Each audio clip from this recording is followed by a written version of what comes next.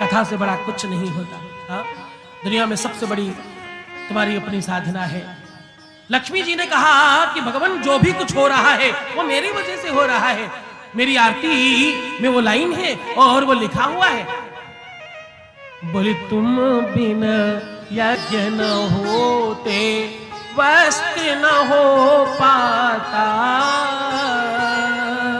मैया वस्त्र न हो पाता,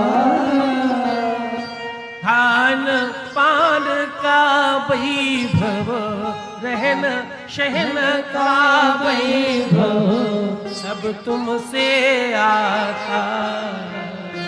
ओम जय लक्ष्मी माता। बोले धन वैभव आ जाए तो खान पान वैभव संपदा और ऐश्वर्य, ये सारे शब्द उसके लिए विश्लेषण हो जाते हैं और उसके लिए श्रृंगार का काम करते हैं। उसका श्रृंगार वर्धन होने लग जाया करता है। तो भगवान मैं आपके वामांग में विराजमान हूं, इसलिए आपकी शोभा है। इस संसार में मेरे अलावा और कुछ नहीं है। जो लोग कहते लक्ष्मी भगवान नहीं होती वो गलत कहते। मेरी तो पूजा होती है, वर्ष में एक बार मैं पूजी जाती हूं। और भगवान पैसा, जो लोग कहते पैसा सब कुछ नहीं है, कुछ कुछ है, तो भगवान पैसा सब कुछ है। पैसे से सब किया जा सकता है, धन से कुछ भी संभव किया जा सकता है। मैं जिस घर चली जाती हूं वहां सब संभव हो जाता है, सब संभव हो जाता, मन नहीं घबराता। जय लक्ष्मी माता। भगवान विष्णु मुस्कुराते रहे और सुनते रहे। फिर बोले देवी तुम शायद भूल रही हो, तुम्हारे दो रूप हैं। और देवी ध्यान रखना, जिस भी सधवा स्त्री के जीवन में संतान नहीं होती उस स्त्री को किसी भी मंगल कार्य में प्रवेश नहीं दिया जाता इस संसार में। और देवी तुम्हारे दो स्वरूप हैं, एक सधवा लक्ष्मी और एक अधवा लक्ष्मी। एक वो लक्ष्मी है जो सगुणा है और एक वो लक्ष्मी है जिसमें निर्गुणा है, कुछ गुण नहीं है। एक वो लक्ष्मी है जो शुद्ध लक्ष्मी और महालक्ष्मी कहलाती है, दूसरी वो लक्ष्मी है जो अहोगति लक्ष्मी है, जो नीचे गिराती है। एक वो लक्ष्मी है जो दान धर्म यज्ञ कराती है, एक वो लक्ष्मी है जो मदांत करती है और दुर्व्यसन करवाती है। देवी कितने घर बर्बाद हो रहे हैं तुम्हारी वजह से। देवी भूल मत जाना, स्त्रियों का श्राप है तुम्हारे लिए कि तुम कभी भी मां नहीं बन सकती। स्त्रियों का श्राप है तुम्हारे ऊपर कि तुम कभी भी अपने पति के साथ पूजी नहीं जाओगी। ये सब तुम भूल कैसे सकती हो? कितनी सारी स्त्रियां तुम्हारी वजह से परेशान और दुखी हैं, उनके पति उनसे दूर हो रहे हैं, कारण तुम होती हो बीच में। देवी तुम अपने श्राप को भूल नहीं सकती। और सबसे बड़ी बात, मां तेव रक्षत भी देव ही ते नियुंते ता तेव चा विरमयत जपनी बखेदम। देवी ध्यान रखना, जब तक मातृत्व सुख प्राप्त न हो जाए तब तक मोक्ष भी नहीं मिलता। और एक बात कहूं, पति परायणता और पति का संपूर्ण सुख, दाम्पत्य जीवन में संपूर्णता, ये सब सारी की सारी तब चीजें बोली जाती हैं जब एक स्त्री मातृत्व सुख प्राप्त कर ले। अनेकों प्रकार से विष्णु ने खूब फटकार लगाई, लक्ष्मी रोने लग गई। लक्ष्मी के आंखों से अश्रुपात हो रहे हैं और वो भगवान विष्णु को मना रही हैं।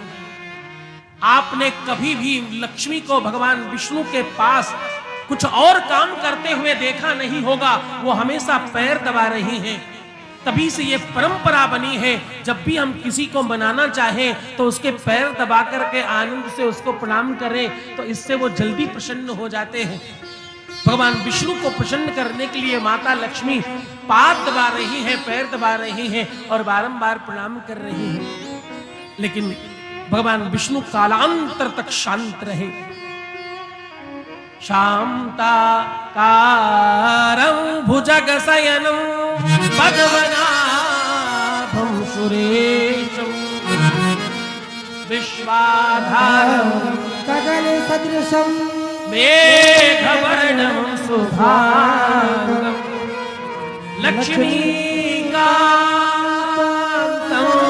कमल नयनम योग विद्यागम्यम।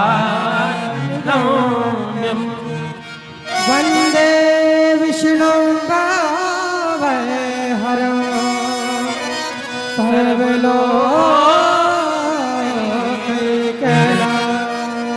भगवान विष्णु को बारंबार प्रणाम किया, बड़ा नमन वंदन किया। भगवान विष्णु ने कहा देखो ये काम मैं नहीं कर सकता, मैं अधिक मास का अधिपति हूं, मैं पुरुषोत्तम मास का अधिपति हूं, लेकिन श्रावण मास के अधिपति महादेव हैं। अगर कृपा की बरसात चाहिए, यदि करुणा का आशीष चाहिए, करुणा की बूंदें तुम्हारे शीश पर गिरे ऐसा चाहती हो तो महादेव की शरण में जाओ, महादेव इसका हल निकाल सकते हैं। भाभी उमेट सकै त्रिपुरारी, कर्म इतना हो जाए कि बस परमात्मा तुम पर कृपा कर जाए, ऐसी कुछ कृपा हो तुम्हारे ऊपर। एक बात कहूं, माता लक्ष्मी की ये बात तुम सबके जहन में और विवेक में अंदर जानी चाहिए। कभी भी किसी भी रूप में बहुत अभिमानजनक शब्द अपने पतियों के सामने नहीं बोलना चाहिए, अन्यथा जीवन में बड़े अभाव का दर्शन करना पड़ता है। ऐसा मूलभूत इसका आधार है और उसका दर्शन है।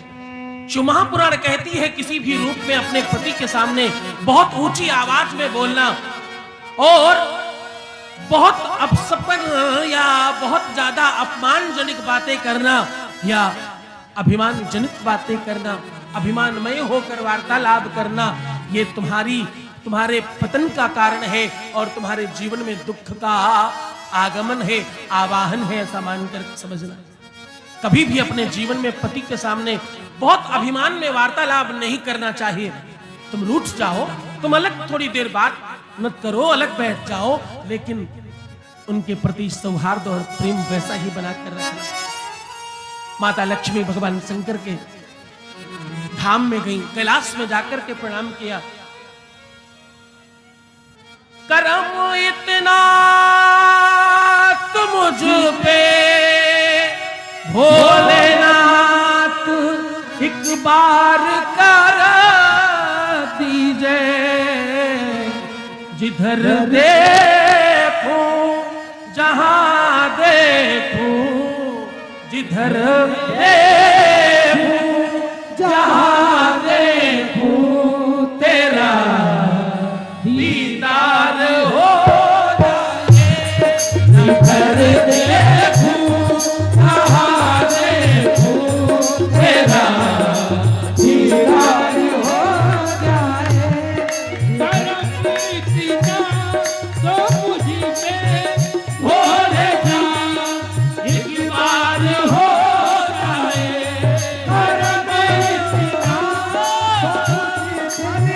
भोले जी एक बार हो जाए, जिधर देखूं जहां देखूं,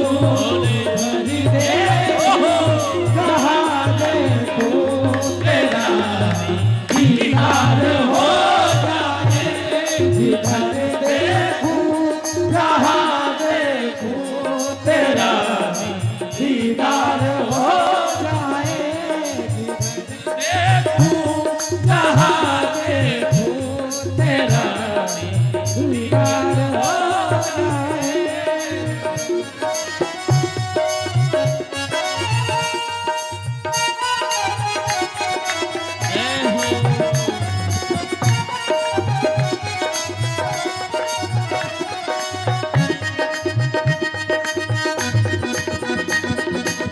भोले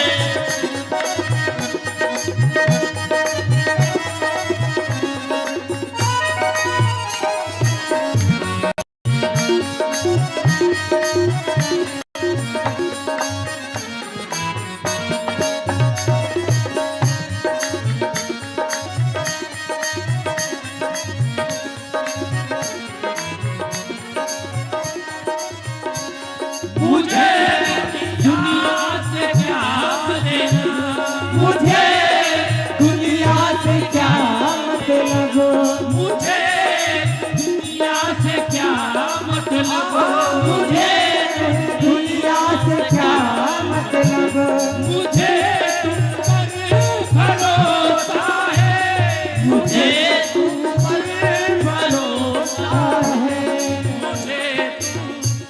भरोसा है। तेरी जिस पर कृपा होवे, तेरी जिस पर कृपा होवे, तेरी जिस पर कृपा होवे, तो बेटा हार हो जाए। जिस पर कृपा होवे, तो बेटा पार हो जाए। जिस पर कृपा होवे, तो बेटा पार हो जाए। और मुझ तो मुझ पे भोले सा एक बार हो जाए, भोले जी एक बार हो जाए।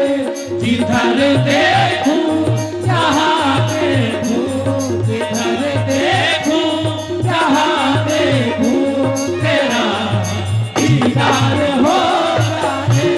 जिधर देखूं जहाँ देखूं, तेरा दीदार हो जाए। तेरा हाथ उठा के ताली की सेवा करते हुए बोले शंकर भगवान की।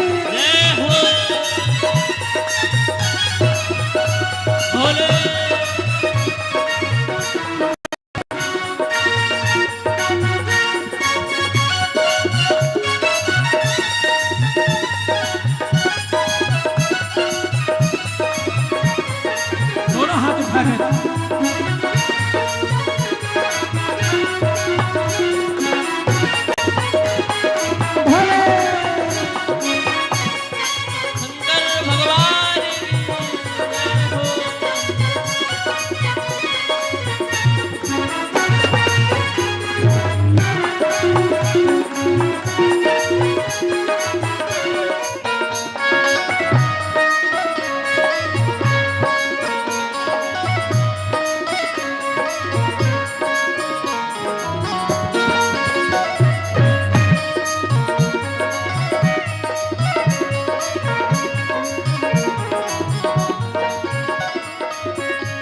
धूल भी आपके दर की, धूल भी आपके दर की, सहल भी आपके दर की, धूल भी आपके दर की।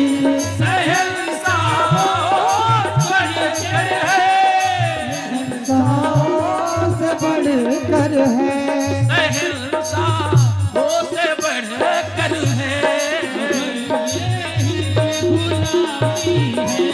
अगर यही गुलाबी है, अगर यही गुलाबी है, तो ये हर बार हो जाए। अगर यही गुलाबी है तो ये हर बार हो जाए। साधु बोले साधु पार हो जाए। इतना तो मुझ पर भोले जी एक बार हो जाए।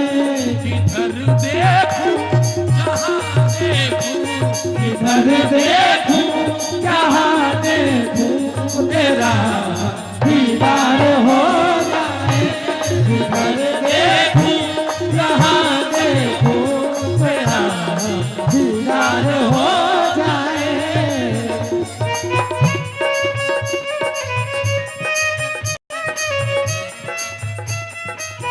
अरे कहा सहयोग करो, आनंद से लो। ये भगवान की भक्ति है, मदद करो। एक दूसरे को सहयोग करो और आनंद से भगवान की भक्ति में सहयोग करते हुए आगे बढ़ो। सुनना मत।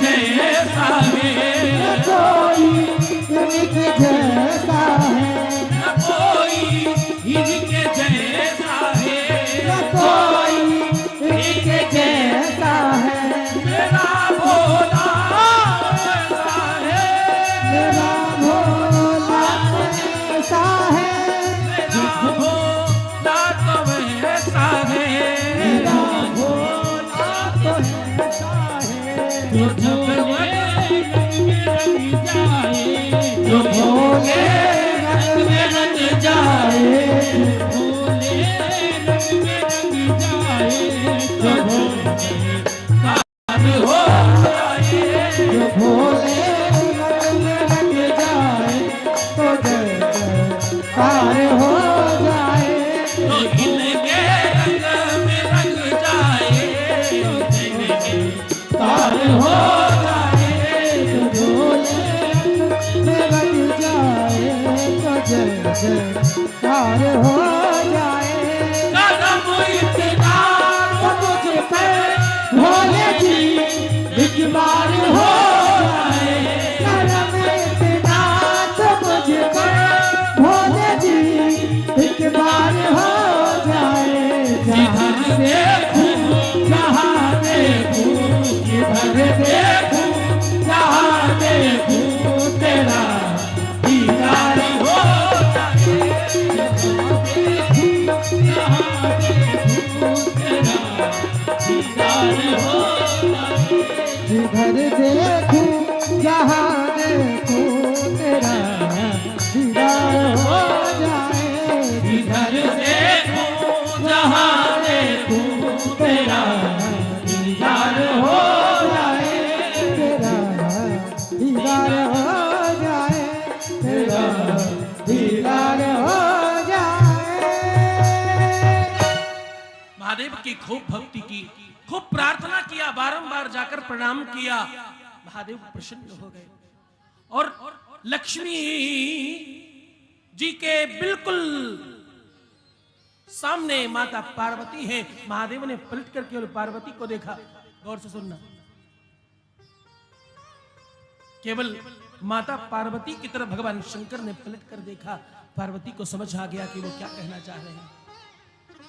माता पार्वती ने बाबा गणेश का हाथ पकड़कर माता लक्ष्मी के हाथ में देते हुए कहा, जाओ लक्ष्मी, जाओ बहन, आज से गणेश जी तुम्हारे दत्तक पुत्र होते हैं। आज से तुम इनकी माता जी कहलाओगी। आज से ये तुम्हारे पुत्र होते हैं। बोलो बाल गणेश भगवान की जय हो, बोलो लक्ष्मी गणेश भगवान की जय हो। माता लक्ष्मी ने खूब स्नेह किया गणेश जी को, बिल्कुल बालवत पुत्रवत मानकर स्नेह किया और कंठ से लगाकर बोली, जो भी मेरी पूजा बाबा गणेश के साथ करेगा, मेरे लाल गणेश के साथ मेरी पूजा करेगा, मैं उसके घर में सुलक्षणा लक्ष्मी महालक्ष्मी बनकर सदैव वास करूंगी। तभी से ये नियम बना, दीपावली के दिन हम बाबा गणेश के साथ लक्ष्मी का पूजन करते हैं, ताकि लक्ष्मी की कृपा हमारे ऊपर बनी रहे। हाँ? कुबेर महादेव की कृपा से बना, लक्ष्मी महादेव की कृपा से तुम्हें मिलती है। पति पत्नी में सामंजस्य और मधुरता और प्रीति तुम्हारे महादेव की कृपा से तुम्हें मिलती है। रोग से मुक्ति महादेव की कृपा से मिलती है। व्यापार में वृद्धि महादेव की कृपा से मिलती है। अरे जरा विचार करके देखो, कौन सी ऐसी वस्तु है, कौन सा ऐसा मानस है, कौन सी ऐसी सोच है जो महादेव की कृपा के बगैर नहीं हो सकती। महादेव की कृपा मिले, महादेव की कृपा के बगैर कुछ भी संभव नहीं। और महादेव की कृपा हो तो सब संभव हो जाता है। शंभु कहो तो सब संभव होता है। शंकर कहे तो, थोड़ा तेज बोलो, शंकर कहे तो संकट कटे। एक साथ बोलिए, शंकर कहे तो संकट कटे। ये मानना भी केवल बोलना नहीं है, ये कोई स्लोगन नहीं है, ये कोई लाइन नहीं है, ये जीवनोपयोगी वार्ता है। ये कोई ऐसी लाइन नहीं जिसे याद करके तुम्हें केवल बोल देना है। इसे तो अंदर उतारो, इसे तो अपने अंतःकरण में समाहित करके रख लो। एक बात और कहूं, जिस भी व्यक्ति से जो मिल सकता है, गौर से सुनना, जिस व्यक्ति के पास जो सामर्थ्य है वो उतना ही दे सकता है, उससे ज्यादा नहीं। और कितने लोग तो जो कर सकते हैं वो भी नहीं कर पाते कभी कभी। सारे देवी देवताओं के पास कोई एक डिपार्टमेंट है, महादेव के पास संपूर्ण डिपार्टमेंट है, सारे के सारे उनके अपने अंडर में है। एक बात कहूं, महादेव की कृपा और करुणा का फल, महादेव की कृपा और करुणा का ये दिव्य दर्शन है कि आप सब पूरी भक्तिमय होकर यहां आनंद से महादेव की गाथा का श्रवण कर रहे हो। सूत जी महाराज कहते हैं, सौनिकादिक ऋषियों, महालक्ष्मी भी महादेव की कृपा से मिली है। आपके अगले प्रश्न का जवाब दे रहा हूं। आपने कहा कि अगर एक घर में कोई पुत्र, कोई पुरुष खराब हो जाए तो थोड़ा सा कुछ बिगड़ता है, लेकिन अगर स्त्री खराब हो जाए तो 7 कुल खराब हो जाते हैं। उसका जवाब दे रहा हूं। एक बात गंभीरता से समझना, शिव महापुराण विश्व की पहली गाथा है जिससे 7 पीढ़ी और 3 कुल तर जाते हैं। 7 पीढ़ियां तुम समझते हो, 3 कुल मैंने कई बार बताया है। एक तुम्हारा कुल, एक तुम्हारी माता जी का मायका, एक तुम्हारी पत्नी जी का मायका, ये तीनों के 3 कुल तर जाते हैं। तुम्हारा ममाना और तुम्हारे बच्चों का ममाना, ये 3 कुल और 7 पीढ़ियां तर जाती हैं महादेव की कृपा से। ये गाथा में वो प्रबलता है। और एक बात कहूं, 9 दिन तक केवल और केवल मात्र इतना भी तुमने सुन लिया, शिव महापुराण शिव महापुराण शिव महापुराण, तो भी इतना लाभ मिलता है। शिव महापुराण की अवगाहन, ये मैं तुम्हें अंदर के वो तथ्य निकालकर, वो बिल्कुल बहुत सारे दुग्ध का मक्खन निकालकर तुम्हारे ऊपर डाल रहा हूं। सूत जी महाराज कहते, एक नगर में एक पुरुष रहता है। इस पुरुष का नाम है विदुंग। क्या नाम है इनका? इनका नाम है विदुंग। अब गंभीरता से ये बात सुनना कि ये बात तुम्हारे अपने मन की है। विदुंग के जन्म में ही और विदुंग के जीवन में ही तुम्हें अधिक मास का संदर्भ समझ में आएगा, इसलिए गंभीरता से सुनना। विदुंग स्वरूप से बहुत सुंदर है, देखने में बहुत अच्छे लगते हैं, लेकिन आचरण इनके अंदर एक भी सुंदर नहीं है। बाहर से सुंदर है, अंदर से बिल्कुल खराब है। मैं तुम्हें 2 बातें बताऊं यहां पर। कलश भले ही मिट्टी का हो, अंदर अमृत भरा हो, उसका मूल्य बड़ा है। कलश सोने का हो, अंदर विष भरा हो, उसका मूल्य कमजोर है। क्यों? क्योंकि सोने का लोभ तुम्हें मृत्यु प्राप्त करा सकता है, सोने का लोभ तुम्हारे जीवन का अंत करा सकता है, तुमको तुमसे विलग कर सकता है। क्या होगा उस सोने का? लेकिन मिट्टी का कलश अमृत लेकर अगर आया है तो उसमें तुम्हारे लाभ की वस्तु है। जीवन में इस बात को गंभीरता से समझना, रूप स्वरूप लावण्य सौंदर्यता आकर्षण ये कोई मूल्य नहीं रखता। ये बहुत थोड़ी देर की बातचीत है। कितनी बार तुम बिना मतलब की फोटो पिक्चर देख के बहुत आनंदित हो जाते हो, जबकि बाद में पता चलता कि भैया ये तो एडिटेड था, खोदा कुछ और निकला कुछ और, खोदा पहाड़ निकली चुहिया टाइप सिस्टम। तुम जो वो अननोन लोगों को सोशल मीडिया पर फॉलो करते हो, वहां पर ये सब चीजें तुम्हें बारंबार मिलती है, लेकिन तुम फिर भी नहीं सुधरते। यहां पर एक सीख है तुम्हारे लिए।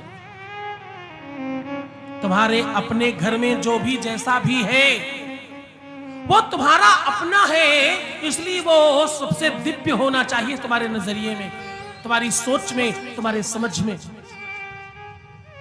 इस बात को बहुत गंभीरता से समझो। हमारे इस प्रमुख व्यवस्थाओं में इस कथा के प्रमुख आयोजक माननीय श्री अशोक चंद्र अग्रवाल जी, 2 भाइयों के बीच में 4 पुत्र हैं, और मैं बहुत दिनों बाद ये जान पाया कि इनमें से इनका वाला कौन सा है। मैं बहुत दिनों बाद ये समझ पाया। क्यों? क्योंकि चारों के चारों बिल्कुल इस प्रकार से रहते हैं मानो राम लक्ष्मण भरत शत्रुघ्न एक जैसे दिखते हो। और मैं सत्य कहूं, इनके बड़े वाले जो सुपुत्र हैं विवेक बाबू, विवेक अग्रवाल जी, जैसा नाम है वैसा काम है। यथा नामम तथा गुणम, मानो स्वयं ब्रह्मा की तरह प्रकृति की रचना करते हैं। पूरे गृहस्थी की, पूरे गृहस्थी की, कार्य की, व्यापार की, संसार की और अपने पूरे कुटुंब की, जहां पर जिस भी चीज की आवश्यकता हो, जो भी व्यवस्था संभालने का कार्य हो, और बहुत धीर गंभीर हैं, उनके अंदर गरुता और बड़प्पन दिखता है। ये सब क्यों बता रहा हूं वो भी तुम्हें जरूर बताऊंगा। उनसे छोटे वाले गर्वित बाबू, फिर मैं कहूं था नामम तथा गुणम, उनकी गरिमा इस बात से पता चलती है, उनका स्वभाव, उनका व्यक्तित्व, उनकी कार्य प्रणाली बिल्कुल यथोचित है। जैसा उनका स्वभाव है, जैसा उनका नाम है, बिल्कुल वैसे ही। ये चारों के चारों भाइयों में एक एक तीसरे नंबर पे कहते हैं ये हमारे घर के, बिल्कुल जैसे आपने कथा में बताया था कि कुबेर, वैसे ये हमारे घर के कुबेर हैं। और ये पूरा का पूरा धन का संचार देखते हैं। जैसे अगर पूरे घर में कहीं पानी नहीं आ रहा हो तो फटाक से किसी एक को पता चलता है, रुको रुको रुको, उधर से वो पाइप थोड़ा खोलना पड़ेगा, पानी आ जाएगा। तो धन के प्रभाव में, धन का प्रभाव कहां किस प्रकार रखना है, किस जगह कितना धन की आवश्यकता है और वो कहां से आपूर्ति की जाए, इसकी सारी की सारी व्यवस्था बोले वो संभाल लेते हैं। और छोटे वाले अक्षय, इनका देखो वर्ष में 2 ऐसी तिथियां हैं जब तुम अक्षय कहते हो, अक्षय नवमी और अक्षय नवमी और अक्षय तृतीया। हाँ, ये दोनों ही, अक्षय का मतलब क्या होता है? जो क्षय ना हो सके, जो क्षय नहीं होता। एक अक्षत यानी चावल जो टूटता नहीं कभी।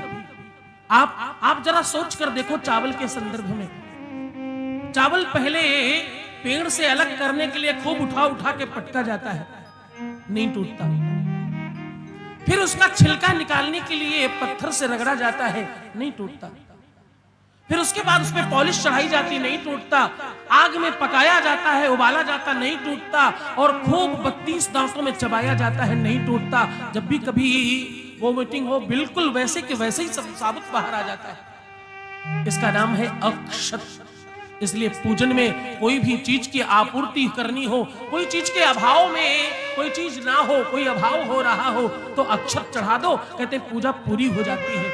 वैसे ही अक्षय, जिस चीज का क्षय नहीं होता, जो कभी भी कम नहीं पड़ती चीजें, उसका नाम अक्षय है। रात में 3 बजे अक्षय जी, रात में 2 बजे अक्षय जी सो रहे थे। नहीं, अभी कहां, अभी तो बस काम करना शुरू किया है, अभी कहां सो रहे हैं। मैंने कहा भैया, मैं कहता हूं मैं 2 घंटे सोता हूं, मैं वो कहना बंद करने वाला हूं। तुमको तो मैंने सोते ही नहीं देखा। हा? हमेशा काम में उत्तीर्ण, हमेशा सबकी सेवा में तत्पर, सब भाइयों से प्रेम, सब भाभियों से प्रेम, मम्मी से प्रेम, बुआ से, दीदी से, इनसे उनसे, सबके लाडले और सबका कार्यभार संभाल कर व्यवस्थित बनाने वाले। हाँ? और मैं अपनी आप बीती बताऊं, घर में बहुरानियों को मैं पहले समझा करता कि ये मायके से सारी की सारी सगी बहनें होंगी। अच्छा, रूप स्वरूप भी परमात्मा ने एक जैसा बनाया है, तो मुझे लगता था ये सब अपने घर से, मायके से सगी बहनें होंगी। बिल्कुल इस कदर रहती है, परमात्मा नजर न लगाए, बहुत अच्छा रखे, सबका सौहार्द प्रेम मिले इन्हें। एकदम महालक्ष्मियां हैं, 4 की 4। एक बात कहूं, लक्ष्मी के 4 ही अपने पावे होते हैं। जब हम महालक्ष्मी पूजन करते हैं, उसमें 4 प्रमुख पावों को स्थापित करते हैं, 4 प्रमुख कलश रखते हैं उसमें। बिल्कुल उसी प्रकार से 4 स्तंभ बनकर इस घर को संपन्न करने के लिए दिव्यता से, अन्नपूर्णा है वो महालक्ष्मी है, वो संपूर्णता है उनके अंदर। और इस घर के प्रमुख मुखिया, मैं क्या कहूं उनके बारे में। एक एक बात लिखकर, एक एक बात समझकर और ऊपर से नीचे तक सबको वैसे ही समझाना और वैसे करा लेना। घर का मुखिया महादेव से कम नहीं होता। घर का जो मुखिया होता है ना, उसके ही चिंतन का, उसके ही स्वभाव का, उसके नेचर, उसके व्यक्तित्व का प्रभाव नीचे तक दिखाई पड़ता है। कभी आप घर के बच्चे को मिल लो, आप मुखिया को जान जाओगे। जैसा स्वभाव बच्चे का हो, आप समझ जाना मुखिया इसके घर का ऐसा ही होगा, कोई अंतर नहीं मिलेगा आपको। इस घर का छोटा सा बच्चा मेरे पीछे दौड़कर कहता है नमः पार्वती पतये हर हर महादेव। मैंने पलट कर देखा, बड़े बड़े पंडित जी लोग अटपटा जाते हैं जो बोलने में, ये क्या कह रहा है? कह रहा नमः पार्वती पतये हर हर महादेव। केवल हर हर महादेव नहीं कह रहा, छोटा सा बच्चा। हाँ, ऐसे घर का मुखिया कैसा होगा? नाम इनका अशोक है। अशोक स्तंभ याद आता है और कभी कभी मुझे लगता है इनके नाम का जो अर्थ है, जो शोक का हरण कर ले, जो सबकी मदद करे, सबके लिए सुलभ रहे, हमेशा मुस्कुरा कर मिलना, हमेशा सबका खूब आदर करना। और गंगा, गीता, गैया, ये तो शब्द ही अपने आप में पवित्रता की का सूचक है। मैं सत्य कहूं, इनकी धर्म पत्नी एकदम मातृत्व भाव है, सबके प्रति ममता, स्नेह, वात्सल्य। यद्यपि मैं बहुत बड़भागी हूं, मेरे प्रति पिता तुल्य भाव है। मुझे कहती हैं आप में मुझे पिता दिखता है। मैं बहुत गौरवान्वित और बहुत अभिमानी हूं इस बात पे। मुझे बहुत सारे बच्चे पिताजी कह के संबोधित करते हैं, लेकिन इन्होंने बिल्कुल पिता ही मान रखा है। अपने सामने भोजन कराती, अपने सामने जलपान कराती, सुबह से शाम तक अपने सामने बहुओं को लगाकर बिल्कुल ऐसा लगता कि मानो छोटी छोटी गुड़िया आसपास में घूम रही हैं और कोई अन्नपूर्णा बैठकर आनंद से भंडार चला रही है। ऐसा दिव्य दर्शन होता है इनके परिवार में।